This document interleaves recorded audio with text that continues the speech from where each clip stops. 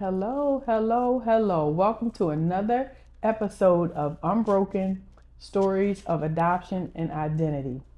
Today I'm so excited. I have a very special guest who I went to high school with, and we've known one another since we were 13. And I'm going to let herself introduce herself.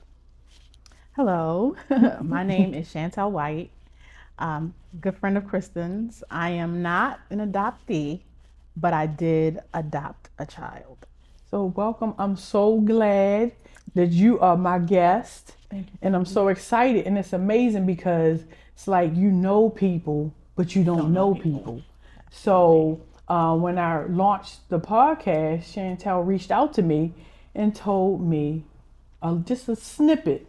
And also, that's what I love too. These stories are authentic, they're transparent, and I really don't know the story. She just told me she adopted a child. So let's start off. Tell me the beginning. Like, tell me, let's start, because what I like to do is I like to break it up in like chapters. Tell me the beginning. Okay.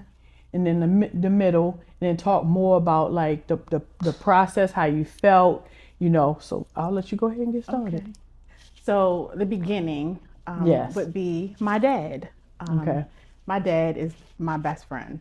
My dad spent a significant part of my early life in prison. Okay. I want to say I was 4 or 5 Okay. when he went to prison. And although he wasn't physically around, we talked. My grandmother, God rest her soul, made sure I went to visit him. Okay. And we have the best relationship because I'm able to talk to him about any and everything. It's always been that way.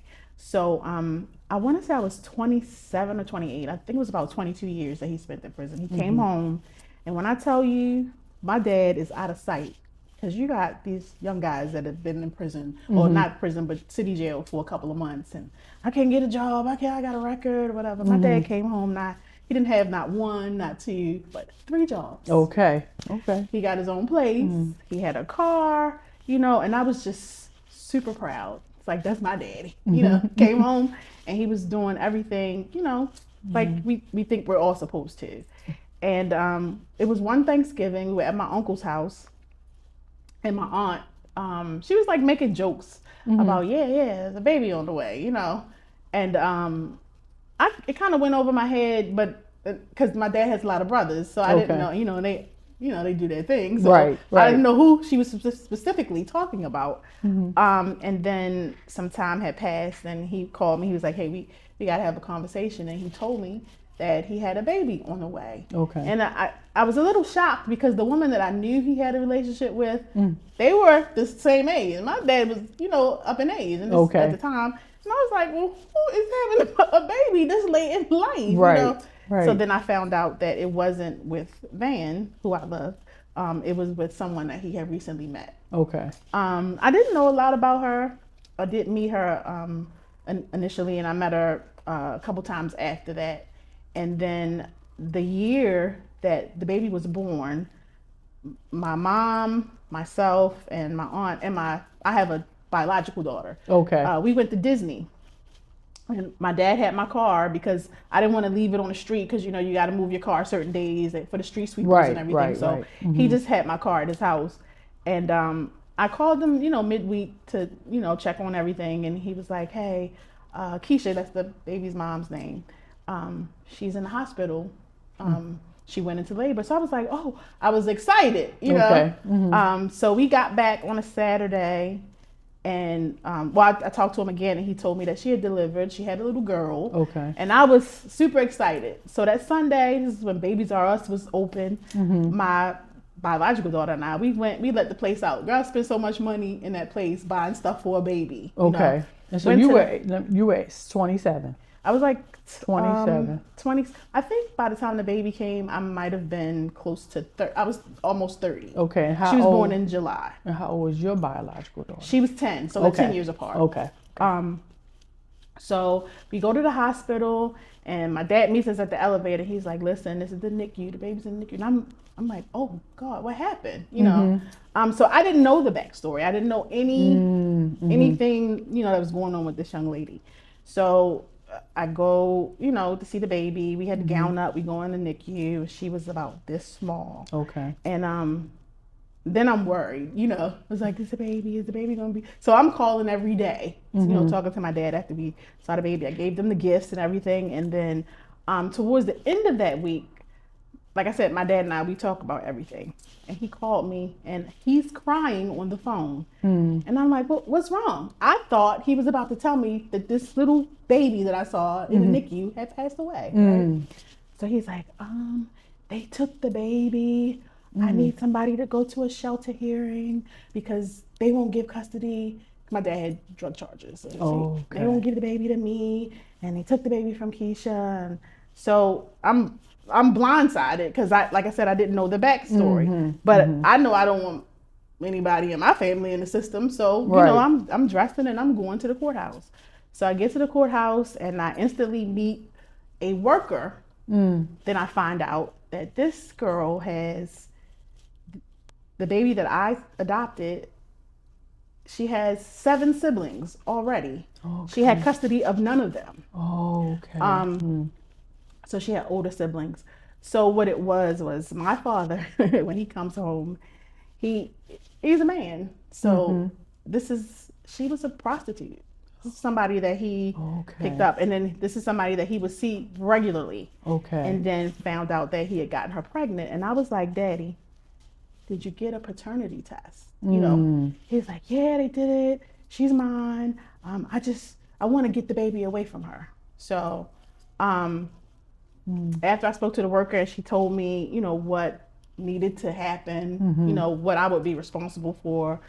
I went to the shelter hearing and they gave me guardianship. Like initially I just had guardianship and got the baby, got home. The worker had to come check the house out and everything. And I built a rapport with Ms. Hill. She was extremely helpful. So all of the kids, they had different workers, but they all had the same lawyer. Okay, so Miss Keisha, I'm gonna make sure I'm following. Miss Keisha was the mother. Was the mom, and she Miss Helena Hill was the baby's worker. Okay. And Miss Butler, I can't remember her first name. She was the lawyer. Okay. So I got a call from her, and she said, "Well, Shantell, do you think that you would be interested in adopting a baby?" And I was like, "No, I just don't want her in the system. But this is my dad's baby. I had no interest in, taking the baby away from him." So she was like, "Well," she said, "I can pretty much tell you that they're not gonna, normally the goal is reunification." Yes. But because of Keisha's history and because my dad with, his background, she was like, "I can pretty much tell you that they're not going to, they're going to want both of them to sign their rights away." And it broke my heart because I was like, how do I tell my father, I don't want the baby in foster care, but I don't want to take his baby from him either. Right. Yeah. So, I asked Ms. Hill and Ms. Butler, I was like, "Can you just give me some time? This is something that I got to process all of this." Right. Meanwhile, I have a child of my own. Right. That I still have to, take care of and do things for. And like I said, she was born drug addicted. That's something that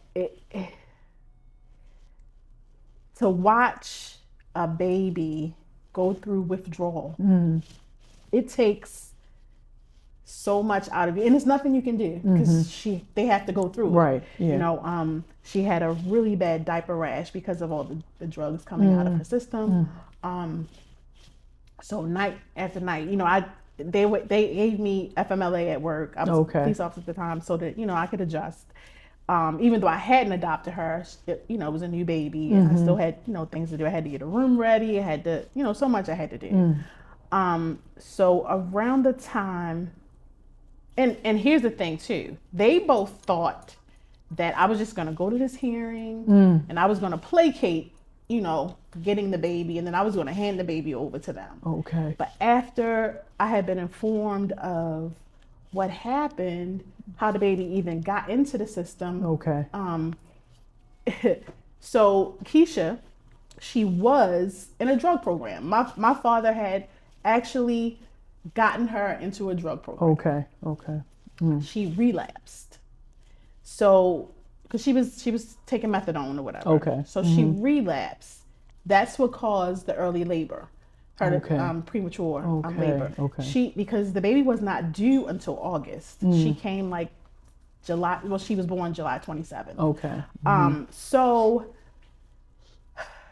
my father, instead of trying to get her help a different way, because he's a street, my dad is street, you know, that's all he knows, you know. He goes to cop for her, and he buys from an undercover. So he gets arrested. He's on parole. He's got 6 years to back up, right? So I don't know. It was some kind of technicality where he ended up not having to serve the time, which was a blessing. Yeah. But they, you know, they took the baby, and they weren't going to give the baby to her.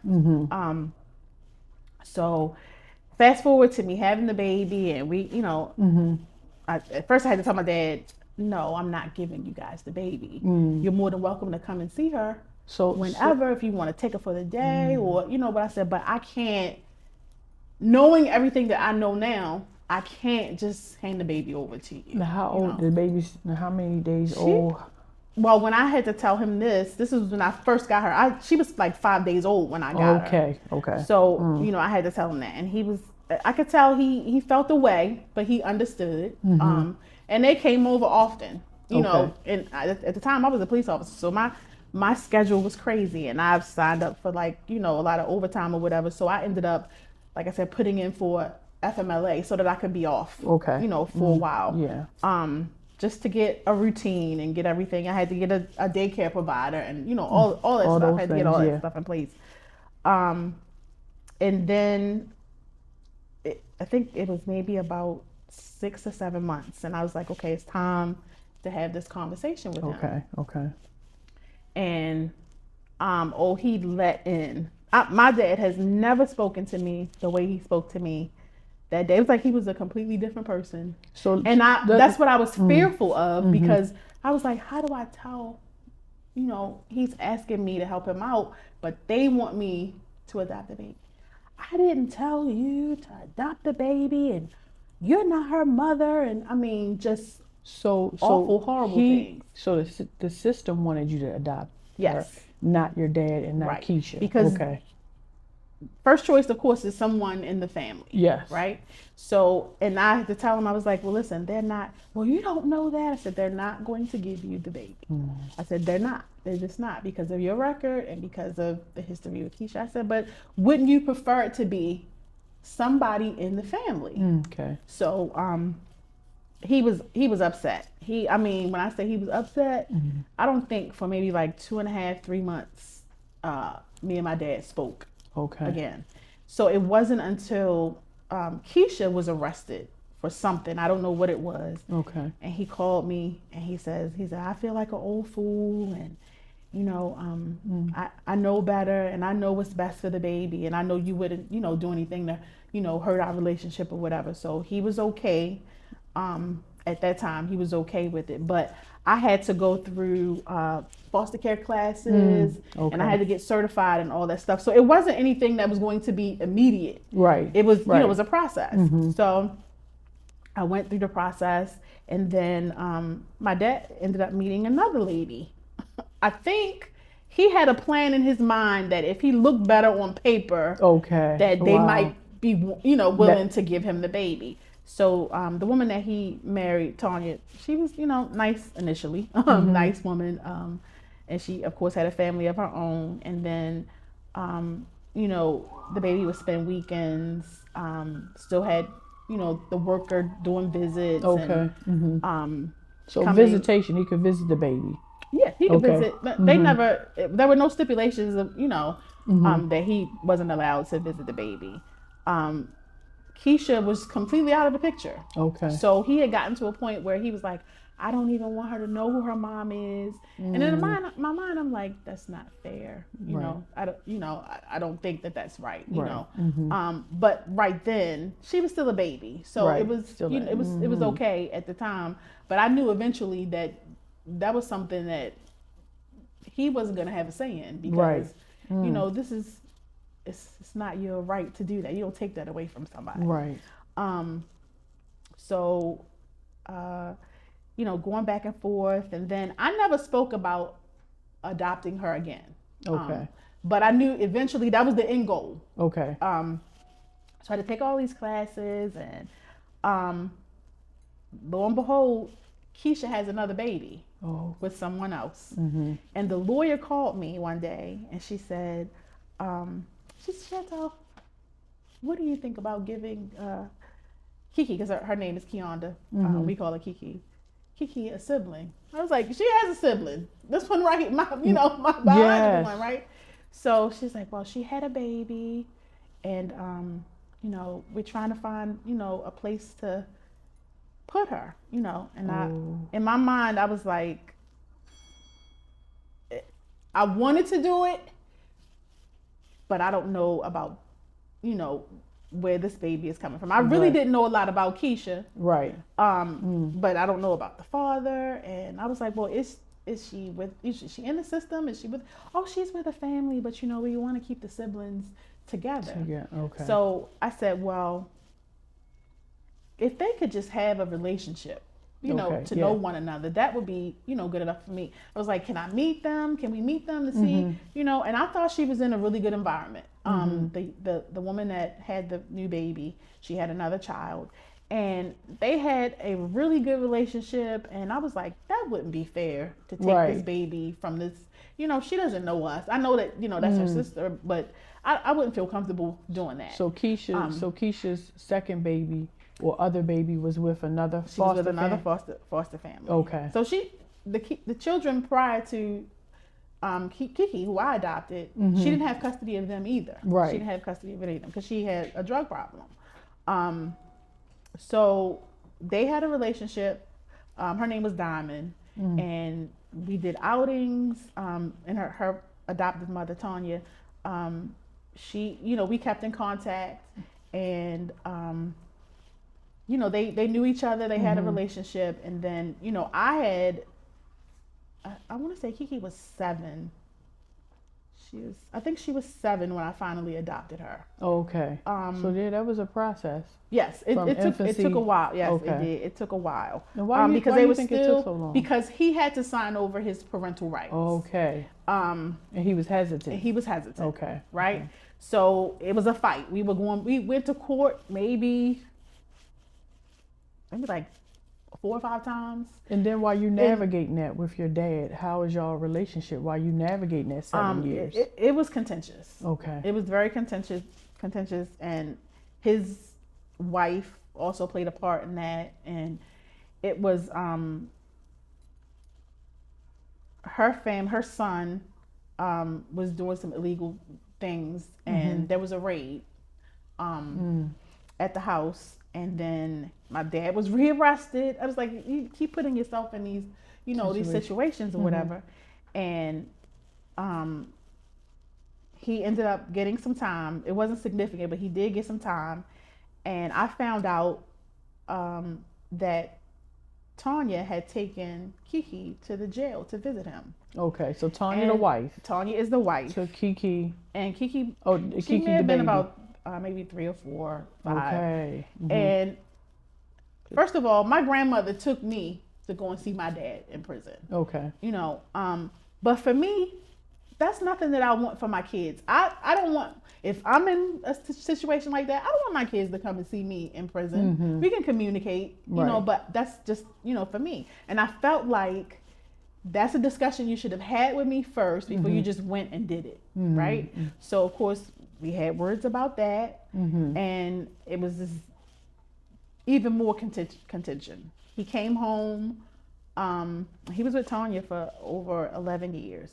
So we spoke, but it wasn't the greatest. You know, the relationship was not really the greatest around that time. So he finally signed over his parental rights, and then when they let me know, they set it up, you know, it was a big ceremony. It was like maybe about 20 other people in the courtroom who were adopting that day. Okay. Gave us certificates. They had this nice luncheon and everything. And she's 7. She's 7. Okay. So she knew. She's known.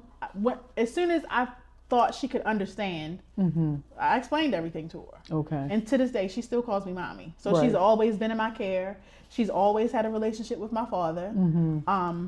And she's like, I don't care. You're my mother. Fast forward to about maybe, I want to say maybe like, I know it was after the pandemic.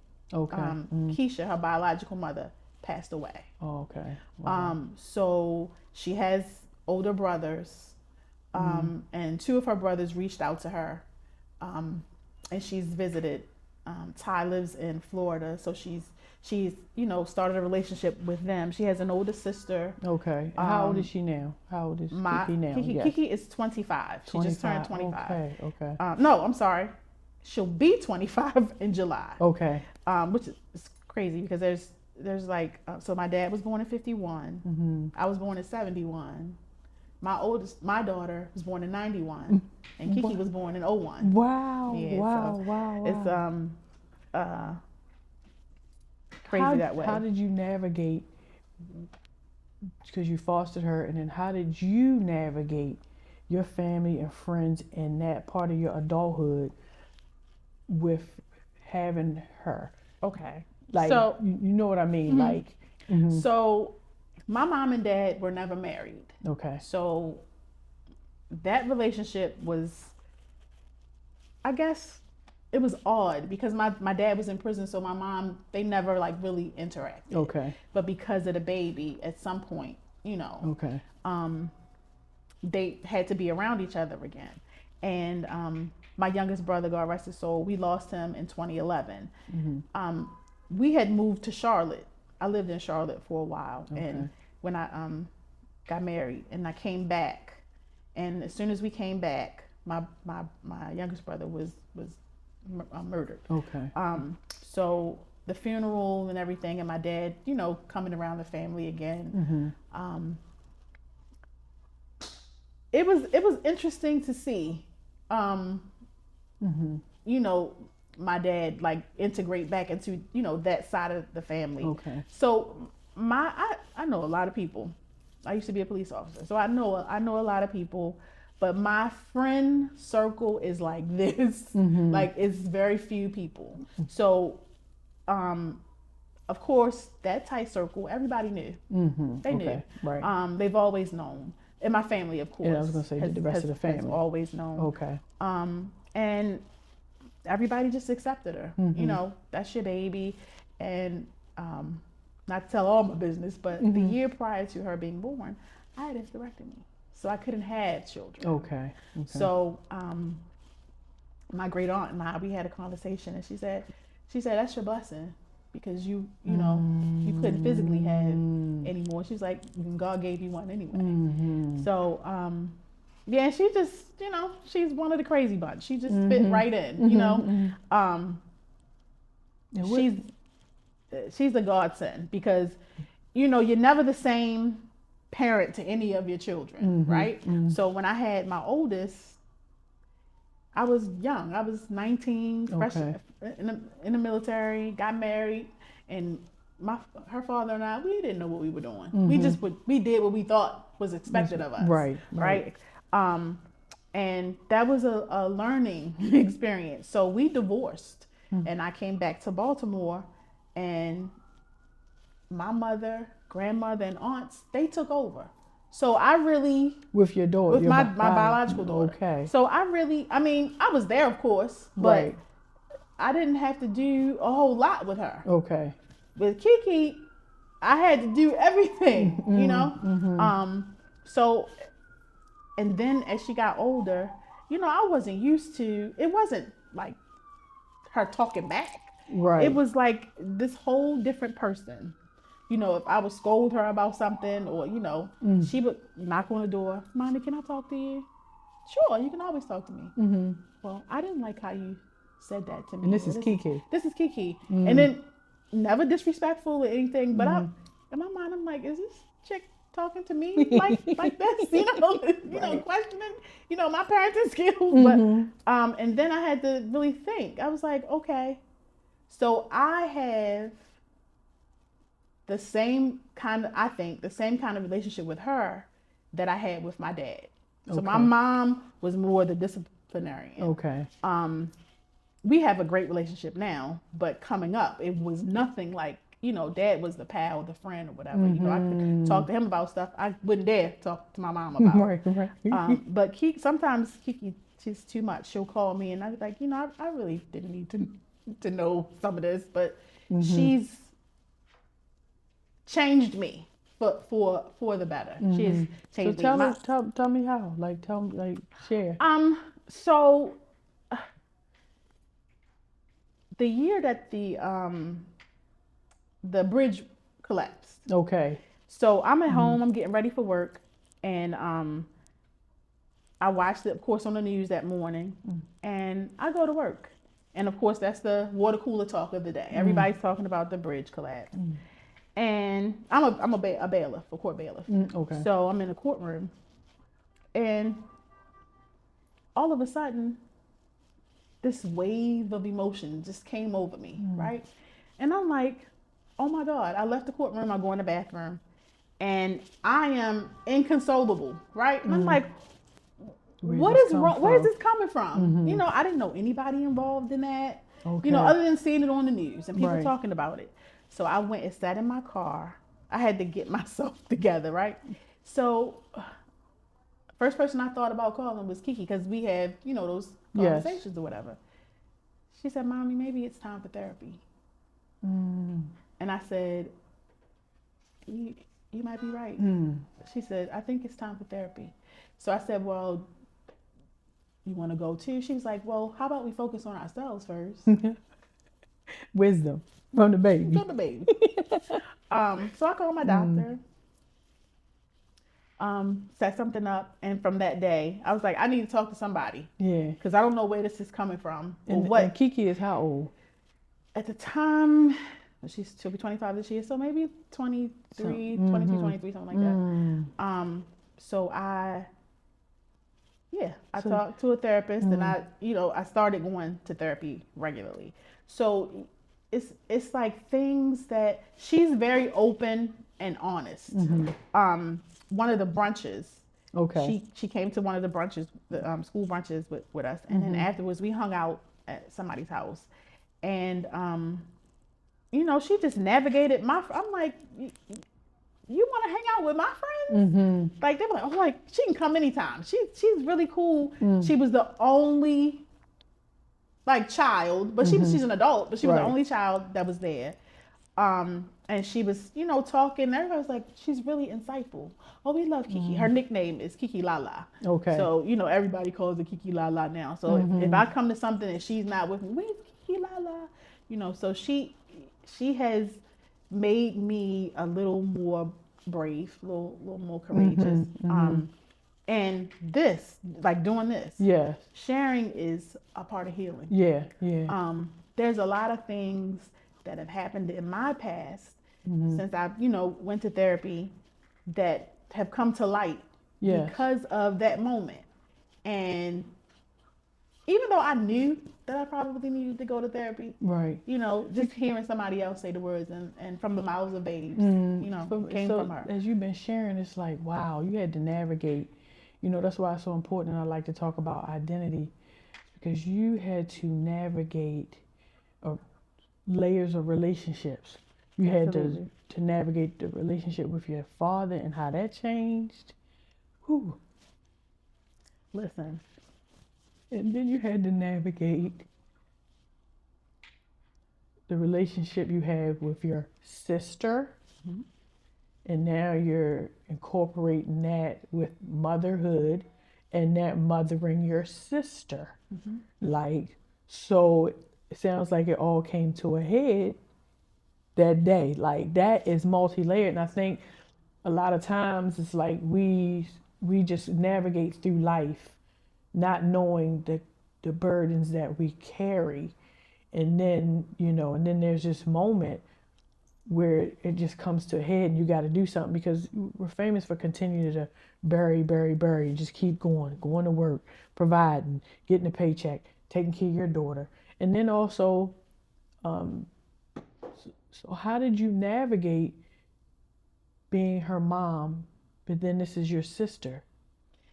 I don't think I've ever looked at her as being my sister. Mm-hmm. I've always looked at her as being my child. Mm-hmm.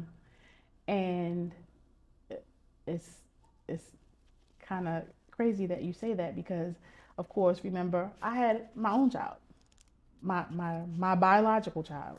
So there was some issues that I had to deal with her. You know, she was the only child for 10 years, you know. So, and her dad, who in the beginning, when he and I separated, we didn't have the best relationship. He's from Mississippi. And so in the summers, she would spend the summers and some holidays with him.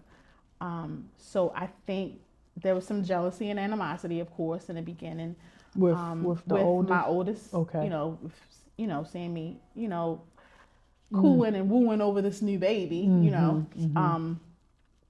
So there was a lot of things that I had to deal with her. She wanted to live with her dad, you know. So a part of me, as hard as it was, Kristen, I was like, I would rather her be able to go. I was like, she's not going to be with a stranger. She's with her dad. They have a family. Than to resent me. So as hard as that was, you know, I let her go. How old was she? She probably was about 11 or 12. Okay. And then when she started coming into, you know, like a womanhood, you know, her father and I had a conversation. I was like, listen, this is a time she needs to be with her mother, you know. So he's like, I get it. So we worked out a plan for her to come back, but she fought me tooth and nail. When I say she gave me fever, she gave me fever. And then how long was she away from you then? What age so did initially, she came back when she was 14. Okay. But when she came back, she was just all over the place. Like, she was just with the wrong people. You know, I worked various shifts, and overnight it was a party at my house. You know, while I'm at work. And, you know, she got involved with some of the, you know, she was doing everything to get the attention, I guess, to push my buttons to send her back. Okay. So it all came to a head when she was missing one night and we couldn't find her. So searched high and low, we finally found her or whatever. And she called the police. And the next day and made up this story that, you know, I had abused her and I had done this, that, and the third. And I'm like, wait a minute, you know, you put my livelihood in jeopardy. I love you, but you can't do this because you're unhappy about your situation. So her father and I had another conversation. I said, plane, train, or automobile. How you gonna get her there? You know? Yeah. So she went back, and when she was 16, she lived with her dad. And then as she got older, she started exhibiting some of the same behavior down there. Okay. With him. He called me one night, like 1 o'clock in the morning. And he was like, we can't find Bree. I said, okay, come back when you find her. You know, because I'd already gone through all that, right? And I don't think he believed it because he saw a different child, you know, prior to her acting out. And then, you know, we had to have a conversation, you know, listen. How did that go? The conversation, what was the focus of that conversation? Did it come out about the jealousy maybe with you? It never did. Okay. I think that was probably a part of it.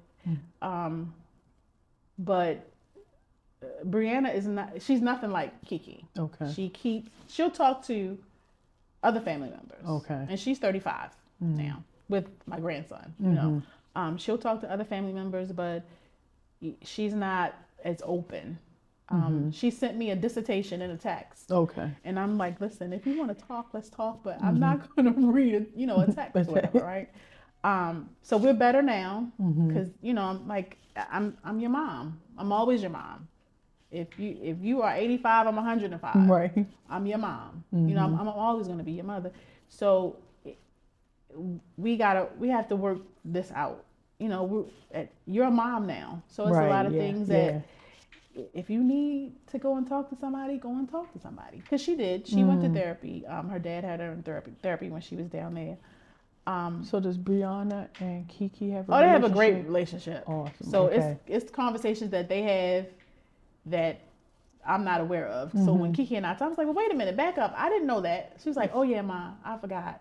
Like she's like, there's plenty. And I have girlfriends that I don't have any sisters. I have brothers. Okay. Girlfriends that I'm tight with that, I share stuff with. So I get it. And I would never intrude or, want to mess up their relationship. Don't tell her you told me anything because she won't tell you anything else, Right. So, but yeah. That's a whole nother dynamic, me being a mother of daughters, My ex-husband, he passed away the end of 2024. He had stomach cancer. Okay. And he and I had gotten to a really good place. I would say that because we co-parented for so long, we had a really good relationship. And he's been, married. He has 2 other children. And I had been talking to him because we were talking about our child. And he disclosed to me maybe a month or so later that he found out that he had stomach cancer. It just took the wind out of my sail. And I was like, he was like, it's going to be fine. I'm going to get treatment. I'll be fine. But he wasn't. Okay. So he had the surgery. Then towards the end of the year, he started experiencing some of those things again. And then he got to the point of no return. And he passed away at the end of the year. So our relationship had gotten better. And then he passes away.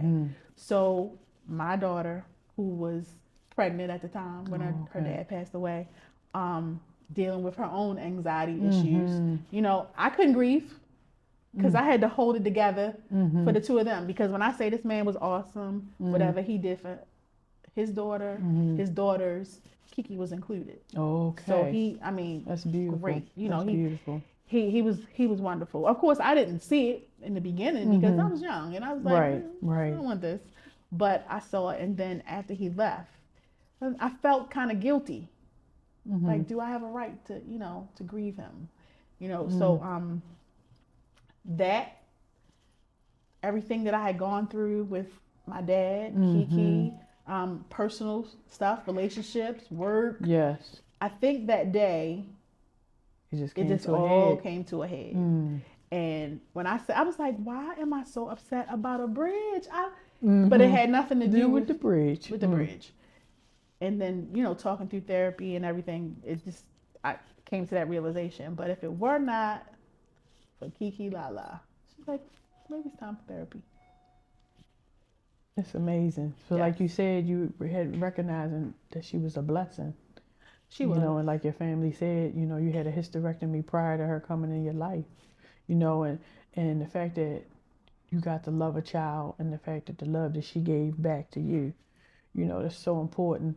And I'm so glad you brought up therapy in the session because, of course I can speak from the Black experience being a Black woman. It's like we stay in survival mode so much. We keep pushing and burying, and you had so many things to grieve. You had to grieve your daughter not wanting to be there with you, Then you and having that's so multi-layered, having to navigate through a daddy-daughter relationship, having to navigate through mother, but this is really my sibling relationship, and then everything that came with not trying to you had to be a daughter at the same time while you're trying to be a mother and to a sibling that is no wonder you had that moment. And here's one thing that I had to really work through, because I had the best relationship with my dad. When he came home, I was expecting that to continue. We had our 10-year high school reunion, and he babysat that night at the house. He stayed, that night or whatever. And I was like, it just made me feel so like my dad is home. I just felt so good. He's babysitting his granddaughter. They having a grand time or whatever.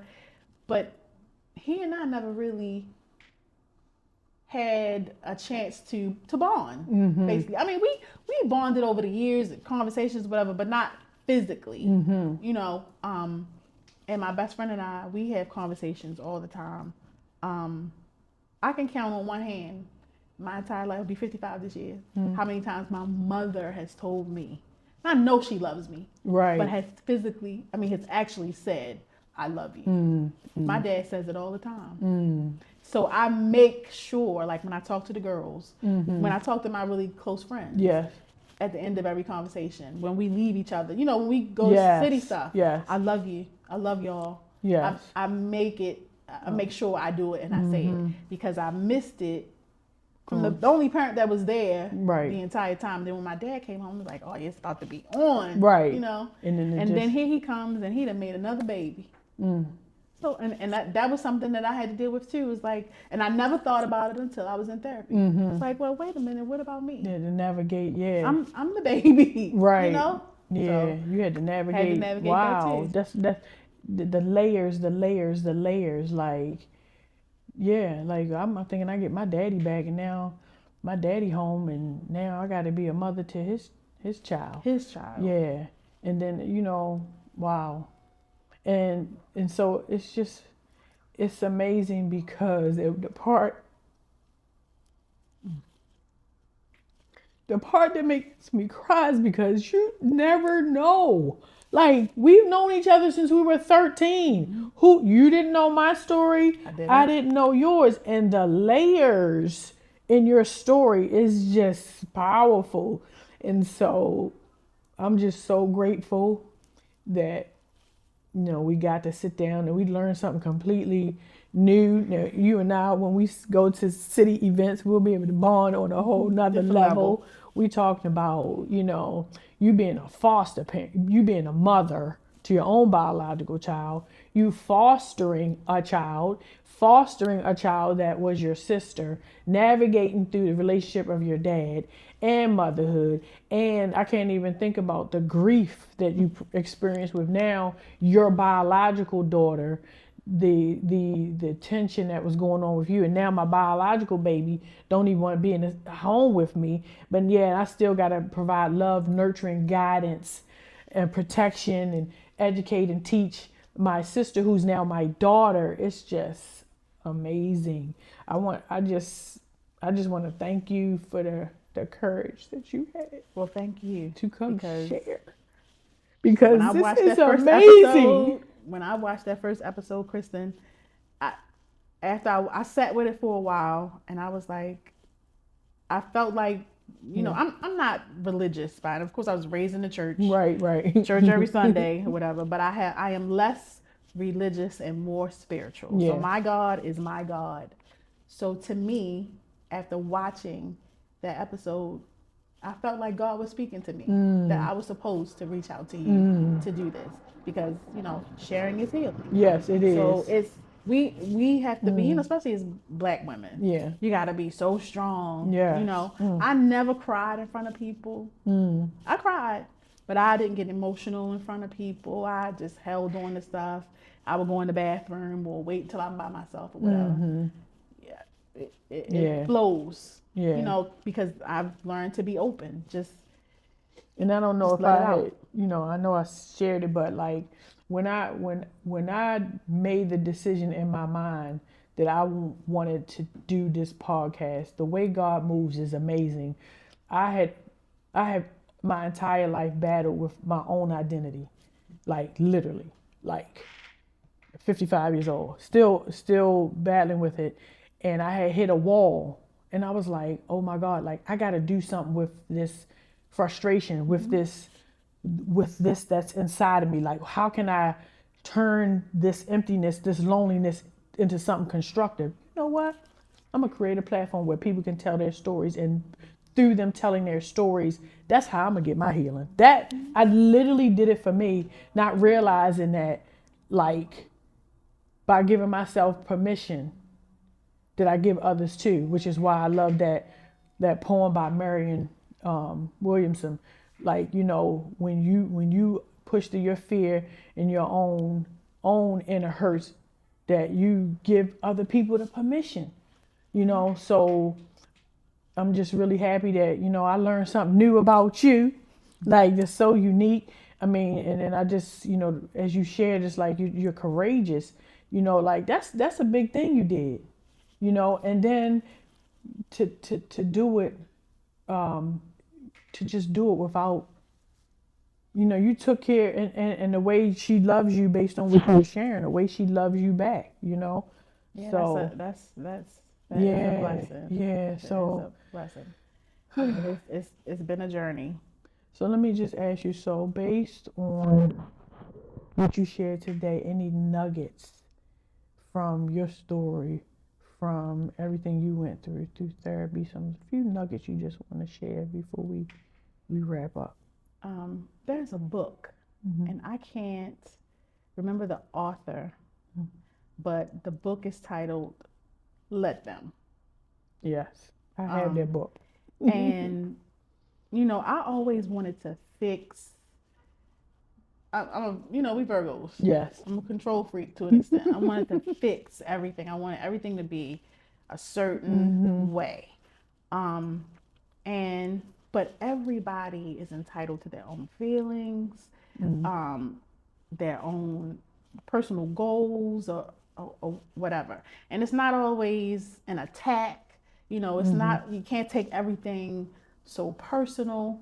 Um, and from the interaction with my dad, the interaction with my daughter, my biological daughter, the interaction with Kiki, um, it has made me who I am, you know, today. I was supposed to go through like all of this, but you have to let people exist. Mm-hmm. You have to, I mean, I'm not saying you gotta let people walk all over you or do anything to you, Right. you know, but you have to, you just let go. You can't hold on so tight. I wish I had known this so much earlier. Mm-hmm. That it's, you know, there's a saying, which you don't make me, you know, Right. um, it's too much. It's a lot. Um, but you gotta love people, Mm-hmm. or, you know, I my father was like, why would you, you know, why'd you do this? You could have did this way or that Mm-hmm. way. You had so much going for you, and but everything that happened to him Mm-hmm. was supposed to happen. Everything that was supposed to happen with my daughter Mm-hmm. was supposed to happen. So that's what I've learned. You know, just let people live. Let them be. Let them Let them be. be. You know, love them, but let Let them them. be. Let them. Just Yes. let them. That's amazing because my daughter was just reading that book. I know. So thank you so much You are so for welcome. being my Thank you. guest. Thank you. I appreciate you coming on. I appreciate the transparency, the vulnerability, and thank you for sharing your story. Absolutely.